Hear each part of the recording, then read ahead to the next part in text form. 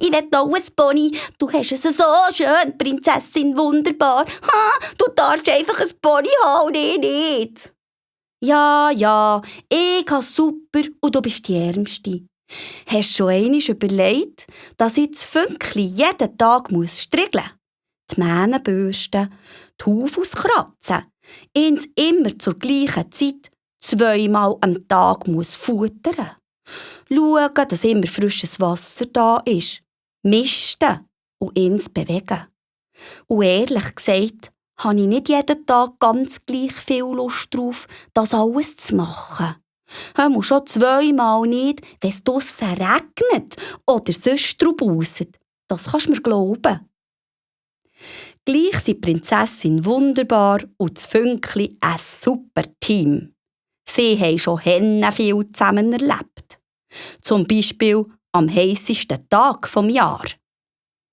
Es war an einem prächtigen Sommertag. Die Sonne war schon früh am Morgen so feurig heiss am Scheinen, dass die Prinzessin wunderbar mit ihrem Pony Fünkli hat abgemacht, sie gehen erst am Abend ausreiten. Denkt dann, wenn es etwas kühler wird. Der Tag aus hat sich das Fünkli im Schatten der Äpfelbäume herumlümmeln, während die Prinzessin wunderbar im schlosseigenen Schwimmteich mit ihrer Freundin Prinzessin Goldherz und den Enten eine Runde baden. Die Prinzessin Goldherz wohnt natürlich auch in einem Schloss. Es ist von zoberst bis zungerst aus purem Gold. Sogar die Fähnchen auf den Schlosstürmen glitzern goldig in der Sonne.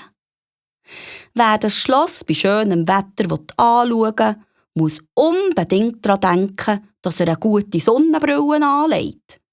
Sonst sieht er vor lauter Blenden mindestens 3 Tage nicht gut. Aus diesem Grund ist das Schloss auch ein bisschen verdeckt hinter Bergen gebaut worden. Nicht, dass es immer allen in die Augen zündet.